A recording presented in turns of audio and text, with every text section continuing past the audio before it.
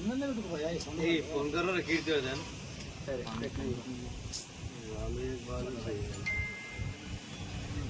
నీ పేరు చెప్పండి. నా పేరు ప్రేమ్ కుమార్. ప్రేమ్ కుమార్ పేరు రెడీ నంబర్ 1. నీకు మాట మంచిగా ఉంది. నీకు శని తిని పూరా ఖతం కదా. నీకు మొత్తం శని పోయింది లేదు. ఇప్పుడే చుట్టింది పోయా నాకు శని లేదు. మొన్న రాకుండే శని ఇప్పుడు ఒక 2 వారాలు 20 రోజులు అవుతుంది శని పోయి. ఇది మాట గెలుస్తాయి, డబ్బులు నిలుస్తాయి, అనుకున్న కోరికలు వదిలిపోతాయి, అనుకున్న అమ్మాయి వస్తుంది. ఏడో వస్తుంది అమ్మాయి లేకుండా అయిపోయినా ఒక్కనే ఉన్నది. అది తప్పనిసరిగా ఉన్నది. నీ మాట గెలుస్తుంది. ఇక్కడి నుంచి 3 సార్లు వచ్చే. ఇప్పటి నుంచి 3 సార్లు అంటే 3 సంవత్సరాలు బాగుంది నాది. నేను ఏది అనుకున్నా, ఏ మాట అనుకున్నా, ఏ పని సాగుతున్నా కరెక్ట్ అవుతుంది. ఈ 3 సంవత్సరాల్లో నీకు కళ్యాణం జరిగిపోతుంది.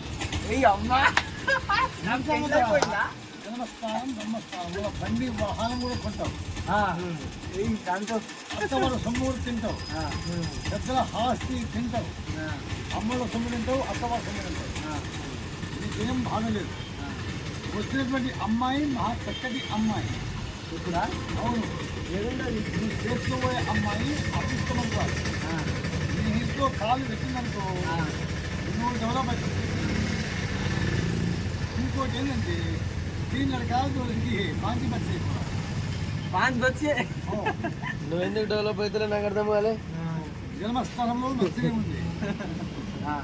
నీకు 95 అవసరం. 95 ఒక 5 సంవత్సరాలు నేను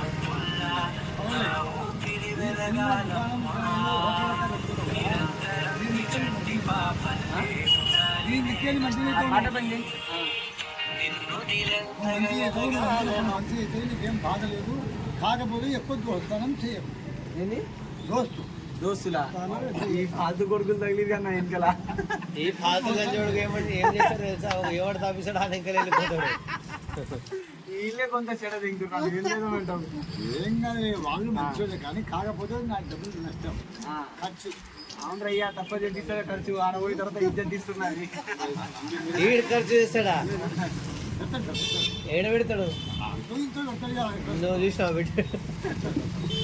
ఇంకా ఏం బాధపడలేదు. అన్నింటితో బాగానే ఉంది. నువ్వు ముందుకు వచ్చేస్తావు. 3 సంవత్సరాల దాకా నీకేం టెన్షన్ లేదు. నువ్వు మంచిగా పైసలు ఎంత సంపాదిస్తావు 3 సంవత్సరాలు?